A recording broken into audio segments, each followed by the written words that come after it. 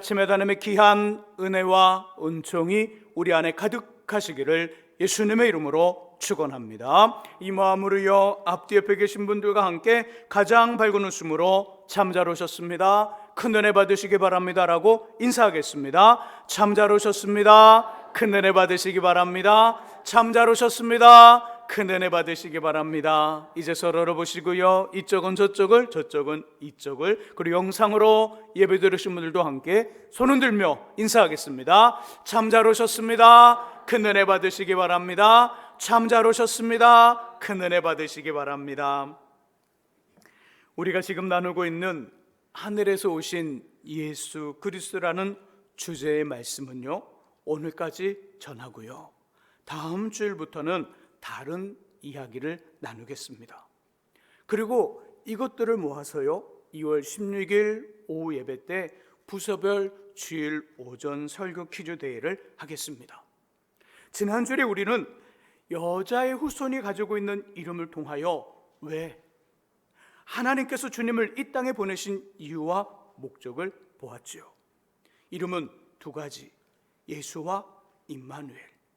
이 중 구원의 의미를 가지고 있는 예수, 평생 단 한 번으로 완성되어지는 존재의 회개, 영접함, 목욕하는 것과 손과 발을 씻는 것, 매일매일 범하는 잘못과 실수를 인정하고 돌이키며 이에 합당한 열매를 맺는 자백에 대한 말씀이었습니다.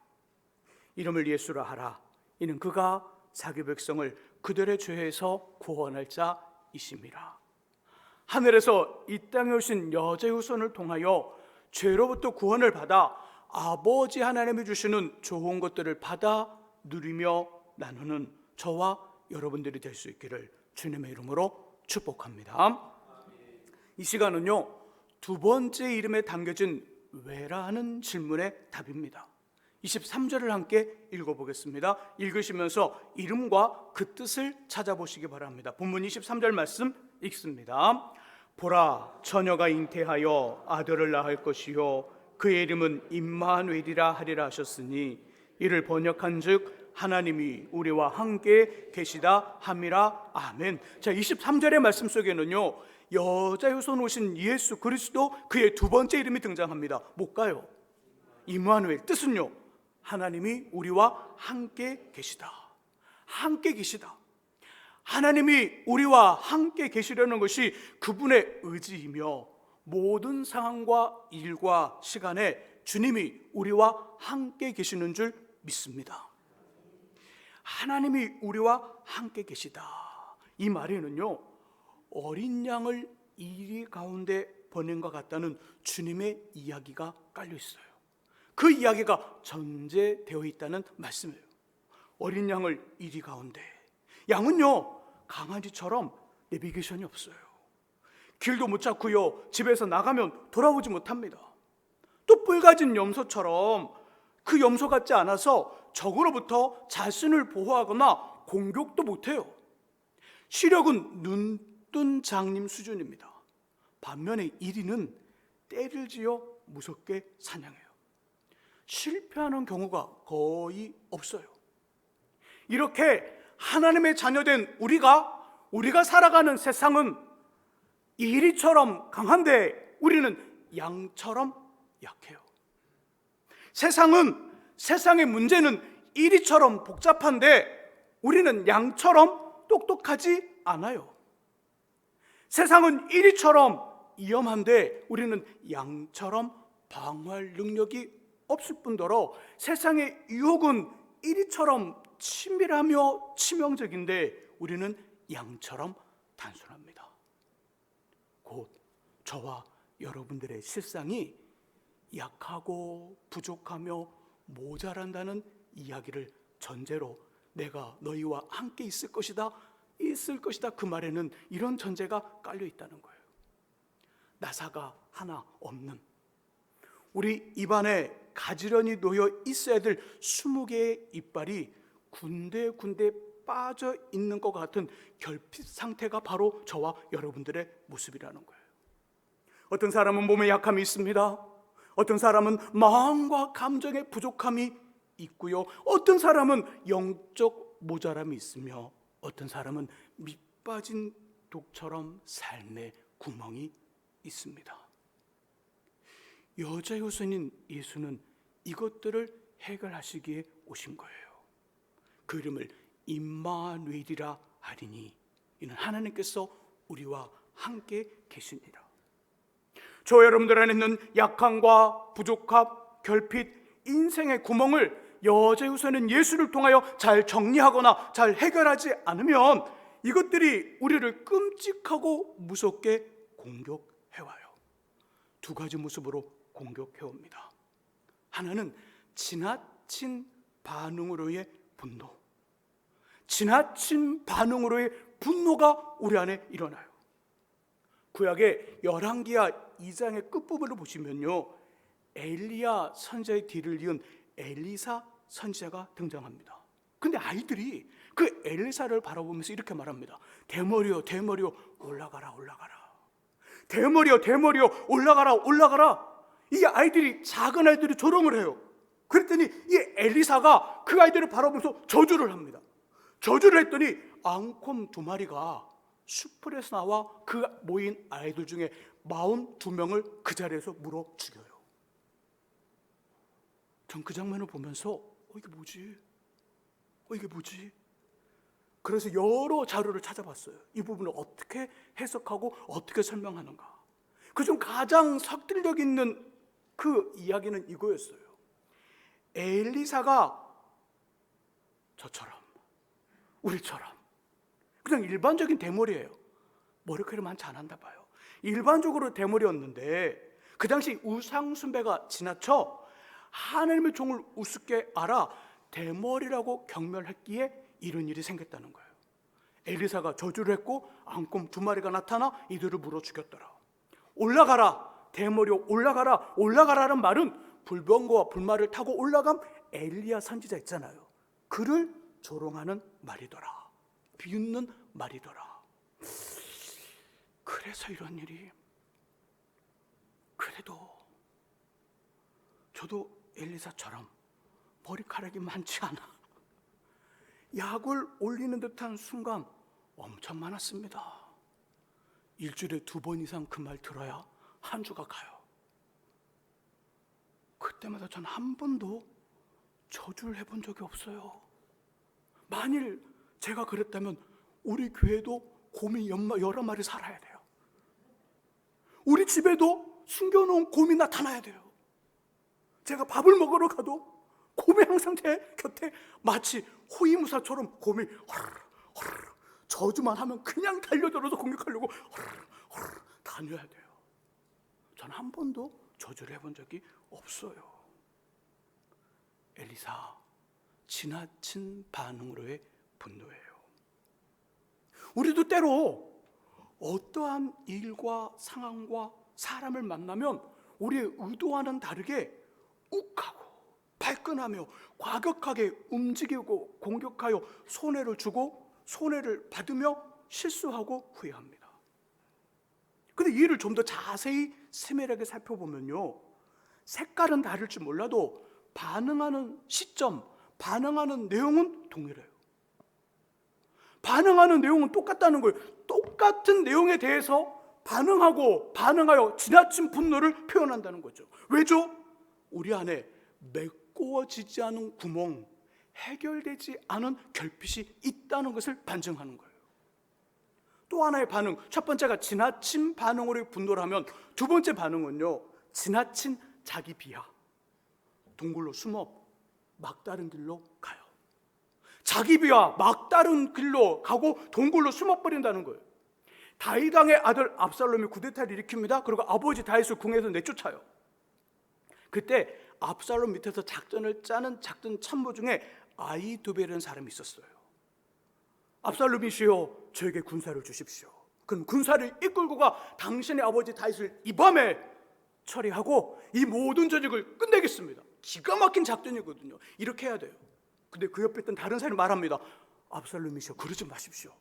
다윗은 용사입니다. 잡을 수 없습니다. 그러니 다윗과 그의 무리들이 어느 성에 가든지 그 성에 갔다는 이야기 들으면 우리 모두가 쫙 쫓아가서 그 성을 통째로 들어서 바다에 던져버리시지요. 압살롬이 그 말을 듣고 오라 이 말들 합시다. 그랬더니 아히도벨이 그 말을 듣고 자신의 이야기가 되지 않았다고 그 다음에 짐을 싸 자신의 고향 집으로 가 목숨을 끊어 스스로 죽습니다. 자살을 해버려요. 지나친 반응 안 해요? 지나친 자기 반응, 지나친 반응, 자기 피와 자신을 학대하는 거예요. 저와 여러분들도 색깔은 다를지 몰라도 어떤 유사한 내용의 일과 상황과 사람을 만나면 나도 모르게 이축돼요. 그런 사람들 있죠. 그런 일 있잖아요. 나도 모르게 이축되고 숨이 턱 막히며 동궁에 지진이 나고 말문이 막혀 도망치듯 나와 삐졌다고, 상처받았다고, 없어서 무시한다고, 피해자라고 하면서 자신만의 동굴로 들어가 보통의 평범한 것이 아닌 막다른 길과 생각과 마음을 선택합니다. 관계를 끊는다거나 그것을 떠난다거나. 살다 보면 내 의견과 생각대로 되지 않는 경우가 많아요. 적어요? 많아요. 얼마나 많은지 몰라요. 내 말과 내 생각대로 안 되는 경우가 얼마나 많은지 몰라요. 그때마다 아히도벨처럼 반응하면 도대체 어떻게 살라는 거예요? 우리의 목숨이 수백 개입니까? 그때마다 그냥 막다른 길로 가서 막다른 선택을 한다면 안 되잖아요.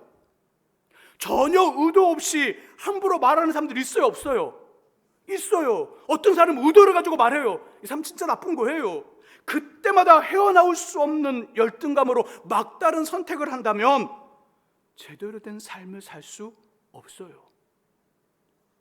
이렇게 막다른 선택들 하는 이유는 뭐예요? 내 안에 정리되지 못한 부족함과 빈 구석이 있기 때문에 그래요. 그 사람이 나빠요. 당연히 그 사람 진짜 나쁜 거예요. 그 사람은 하나님이 해결하실 거예요. 내가 해결할 게 아니라 나쁜 거예요. 근데 나쁜 사람이 우리 주변에 얼마나 많아요. 이 공동체를 떠나 다른 공동체로 가게 되면 여기는 없을까요? 또 다른 사람이 여기 있단 말이에요. 이 회사를 옮겨서 다른 회사에 가게 되면 업무의 문제가 아니라 사람의 문제라면 이 사람이 있는 이 직장에 이 사람 때문에 직장을 옮긴다면 저 직장에도 똑같은 사람, 더한 그런 어떤 도라이가 있는 거예요. 더 있다는 거예요. 그럼 어떻게 할 거예요? 이 사람 다 처리할 거예요? 그럼 또 다른 사람들이 더 나타난다고요. 반응의 문제 속에서 지나친 자기 비하나 지나친 어떤 동굴 속에 들어가 자신을 학대하는 건 내 안에 해결되지 않은 빈 구멍, 삶의 결핍이 있다는 말인 거예요. 어떻게 될까요? 그러면 오늘 두 번째 본문이 어떻게 해야 되는지 그 답을 주고 있어요. 고린도서 12장 9절과 10절로 가볼게요. 고린도서 12장 9절과 10절 신약 300쪽에 있어요.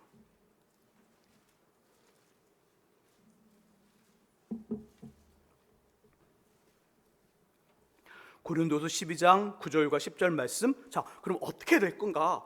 내 안에 있는 모든 사람이 가지고 있는 그 결핍과 약한 모자람 어떻게 해야 되는가? 한번 보죠. 자, 9절과 10절 말씀 읽어봅니다. 읽습니다. 나에게 이르시기를 내 은혜가 내게 족하도다. 이는 내 능력이 약한 데서 온전하여짐이라 하신지라. 그러므로 도리어 크게 기뻐함으로 나의 여러 약한 것들에 대하여 자랑하리니 이는 그리스도의 능력이 내게 머물게 하려 함이라. 그러므로 내가 그리스도를 위하여 약한 것들과 능욕과 궁핍과 박해와 공고를 기뻐하노니 이는 내가 약한 그때의 강함이라. 아멘. 바울 선생님에게도 우리에게 있는 인생의 결핍이 있었다는 거예요. 모자람, 약함이 있었다는 거예요. 성경학자들은 말합니다. 그에게는 세 가지 약점이 있는데 하나는 간질이 있었다. 하나는 안질이 있었고 하나는 양심의 가책이 있었다 말합니다. 오늘 본문의 말씀 속에 보니까 바울 선생님은 이 세 가지를 뭐라고 표현하냐면 육체의 가시, 사단의 사자라고 말해요. 교회 지도자예요. 교회 목사님이에요. 초대교회 베드로와 바울 두 축이 초대교회를 이끌어가요. 이분이 강단에서 예배를 인도하고요, 말씀을 전하는데 갑자기 푹 쓰더니 거품을 막 물어요. 눈이 돌아가면서 사람들이 막 모아서 수건을 몰아서 입에 꽉 물어줍니다. 한참 있다가 아무 일 없다는 듯이 푹 일어나요. 분위기를 완전히 깨는 심한 발작이 그에게 있었어요.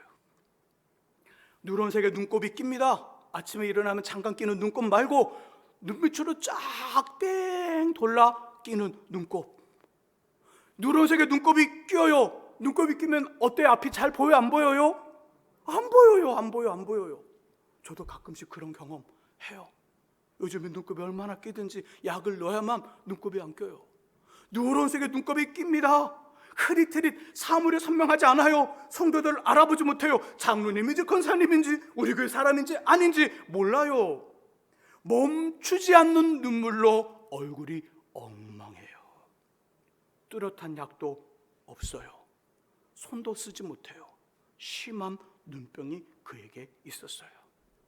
혼자 있을 때마다 찾아오는 가책.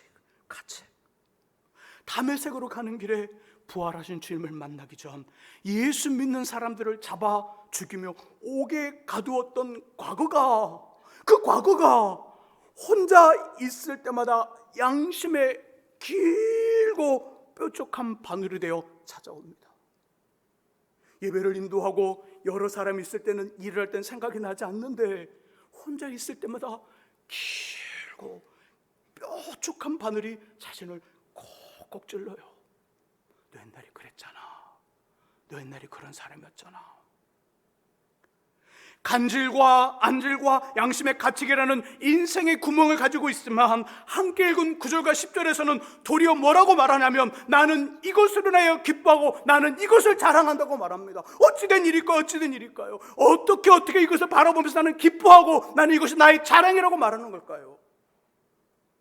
이유는 주님의 능력이 이것으로 인해 자신 안에서 온전해졌으며 강해졌기 때문에 그래요. 안질과 간질과 양심의 가책이 빠져나간 것이 아니라 이보다 더 큰 하나님의 능력이, 주님의 능력이 자신 안에서 온전해지고 더 커지니까 이 인생의 구멍을 크신 하나님의 그 큰 하나님이 딱 덮어버리니까 구멍이 구멍으로 느껴지지 않는 거예요. 어떻게 이런 일이 벌어졌을까요? 8절의 말씀 속에 보니까 자신의 부족함이 떠나도록 낫기에 치료하기에 주님께 3번 간구했다는 말이 나와요. 3번 간구했더라. 뭐죠? 하나님을 찾았다는 거예요. 하나님 기도했다는 거예요. 자신의 결핍과 부족함을 붙들고 주님께 기도했더니 9절 처음에 말씀 속에 보니까 내 은혜가 내게 족하도다. 하나님의 음성이 들려와요. 우리 인생에 가지고 있는 결핍의 그 속에 하나님의 음성이 들려오면 끝난 거예요. 결핍이 다 마치 시멘트를 바른 것처럼 없어졌다는 것이 아니라 그 결핍을 품고 살아도 여전히 괜찮은, 멋있는 그런 어떤 일들이 벌어진다는 거예요. 나무를 보면요, 일반적으로 쭉 자란 나무는요 멋있지 않아요. 나무를 보면요, 나무 중간중간에 막 울퉁불퉁 막 뭐야 저거, 그런 나무들이 가치가 있어요. 나무에게 이게 울퉁불퉁한 것이 뭔지 아세요? 이게 사람적으로 말하면 나무가 암에 걸렸을 때 그런 현상이 나타난대요. 울퉁불퉁 막 이렇게 삐뚤어지고 뭔가 이렇게 막 작품이 만들어지는 나무들 있잖아요. 쭉 자란 나무는 잘라서 그냥 뭐로 쓰지만, 그냥 일반적으로는 대로 쓰지만, 작품화된 나무는요, 그 중간에 나무가 자라면서 암에 걸리면 그 암에 걸린 그 자리가 울퉁불퉁 막 이렇게 꼬부라지면서 다시 이렇게 멋있는 작품으로 변한대요. 오늘 본문 고린도서 12장 8절, 9절, 10절 말씀 속에 보면 바울 선생님이 가지고 있었던 안질과 간질과 심한 양심의 가책이 하나님을 만난 그 순간에 그냥 일반적인 암으로 오늘 내일 하더니 바울 선생님의 인생 속에 그 하나님을 인하여 그 암이 멋있는 작품으로 만들어지는 조각품이 돼버린 거예요. 내 은혜가 내게 족하도다. 하나님의 음성을 듣습니다. 그리고 삶의 구멍을 허락하신 그 하나님의 이유, 하나님을 만나요. 이것으로 자신을 단련하여 멋지게 만드시는 주님을 깨닫습니다. 더 이상 그에게는 인생의 부족함과 모자람이 상처가 안 해요. 발목을 잡는 아킬레스도 안 해요. 도망치고 피하여 극단의 길을 선택하는 동굴이 아니라 여자유선 예수를 통하여 삶의 결핍과 구멍을 승화시켜 하나님을 만나는 기회가 되었고, 멋진 사람, 큰 사람으로의 역전을 만드는 계기가 된 거예요. 이 일에 누가 오셨다고요? 예수가. 임마누엘, 우리와 함께 계시다. 그 뜻을 가진 예수 하신 일이 이런 일이라는 거예요. 저는 신학교 시절에 이런 꿈을 가지고 있었어요. 저의 인생 계획, 학교를 졸업하면 몇 년 외국에 나가 공부를 해야겠다는 유학의 꿈 가지고 있었어요. 유학을 마치고는 한국에 돌아와 목회를 하며 학교에서 신학을 가르치는 교수님이 돼야지. 어울리지 않아요? 별론가 보네요. 아무도 인정을 안 해주시네. 주중에는 이래서 하나님 막으셨나 봐요. 아마 안 어울려서. 그죠? 주중에는 신학교에서 신학을 가르치고 주말에는 말씀을 전하고 예배를 인도하는, 멋있잖아요. 잘 어울리잖아요. 이럴 땐 거짓말 좀 하세요. 예. 잘 어울릴 것 같죠? 네, 순종하는 분 하는 복이 있을 줄 믿습니다. 네. 그런 꿈이 있었어요. 그래서 미국 신학도 알아보고 독일 신학교도 알아보고 일본도 알아봤어요. 일본은 신앙은 별론데 신학은 발달해 있거든요. 근데 알아보았을 뿐이지 가지는 못했어요. 그냥 알아보기만 했습니다. 팜플렛만 봤어요. 팜플렛만. 근데 이것이 저의 결핍과 구멍이 되어서 열등감으로 제 발목을 잡아요. 예배를 인도하거나 말씀을 전하며 집회 초청을 받아 가게 되면 이 열등감이 제게 말을 해요. 너 자격 있니? 너 자격 있니? 유학도 못 갔다 왔으면서 너 자격 있니? 자격을 물어봐요. 자격을 물어보면요, 몸이 딱 굳어버려요. 마음이 얼어버려요. 그리고 영혼이 땡을 못해요. 얼음하면 뭘 해야 돼요? 얼음하면 뭐 해야 돼요? 땡해야 되잖아요. 근데 마음이 얼음해갖고 딱 얼어버리면 그 다음에 영혼이 땡 그러면 괜찮은데 영혼이 땡을 못해요. 영혼이 멈춰요. 어떤 상태인지 알겠죠? 그래서 할 수가 없는 거예요. 제대로 뭔가를. 이 결핍, 이 열등감 누가 만들었죠? 누가 만들었어요? 제가. 누구의 발목을 잡고 있어요? 제 발목을. 이게 삶의 결핍과 삶의 부족함, 모자람의 특징이에요. 내가 만들고 내가 붙잡혀 사는 거예요. 이런 고통이 계속되던 어느 날, 야, 더 이상 안 되겠다. 내 목회를 그만두든지 아니면 이 문제를 해결해야 되겠다. 그래서 하나님 앞에 이것을 붙들고 나갑니다. 3번 주께 간구했다라 그 말씀 그대로, 이거 해결 안 되면 나 목회 그만둔다. 이 마음으로 어떻게? 목회를 그만두거나 이걸 해결하겠다는 마음 앞에 나아갑니다. 하나님, 예배를 인도하고 말씀을 전하며 찬양과 기도회를 해야 되는데 자꾸만 제 안에서 유학도 갔다 오지 않았는데 무슨 목사야 그러면 자격이 없다고 제게 말을 합니다. 너 자격 있니? 어떻게 해요? 이거 어떻게 해요? 부르짖고 기도하며 간구합니다. 몸부림을 주하는 앞에, 하나님 어떻게 합니까? 어떻게 하면 됩니까? 그런데 놀랍게도 어느 순간 하나님 제게 말씀해줘요. 아니야, 너 충분해. 그걸로 충분해. 유학 갔다 하지 않았어도 넌 그걸로 충분해. 넌 내게 너무너무 충분해. 그래서 이 음성으로 마음을 담대하게 만들어줘요. 담대하게 만들어줍니다. 그리고 기도하는 중 아직 시작도 안 한 예배, 며칠 후면 시작될 예배, 아직 시작도 안 한 예배의 광경을 기도하는 중 성령께서 어떻게 인도하시라는 그 마음, 그 감격, 그 감동, 그 모습을 제 안에 목격하게 만들어요. 성령께서 이렇게 예배를 인도하시겠다는 그 어떤 그 흐름들을 제 안에 막 줘요. 그래서 찬양은 이런 흐름을 따라서 찬양과 기도와 흐름을 준비하여 제게 최고의 순간을 선물로 주는 거예요. 최고의 선물을 하나님이 주셔요. 맞아요. 모든 사람이 가지고 있는 한두 가지의 결핍, 그 결핍과 부족함을 모든 사람이 다 가지고 있어요. 근데 그걸 그대로 방치하잖아요. 평상시 몰라요. 어느 순간에는 반드시 우리에게 두 가지의 그 끔찍한 모습으로 우리를 다가옵니다. 이걸 해결하지 않으면 그냥 환자로 사는 거예요. 평생 환자로 사는 거예요. 욱하고 발끈하는 화나는 환자, 때로는 저 자기 비하로 동굴 속에 들어가 막다는 걸 막 선택하는, 사람들과 어울려 살지 못하는 환자, 평생 환자로 사는 거예요.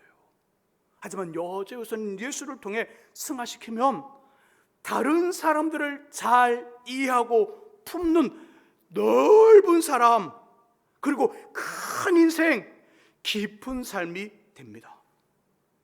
여제우선은 예수를 통해 우리의 모자람과 구멍을 승화시킬 수 있기를 예수님의 이름으로 축복합니다. 기도하겠습니다.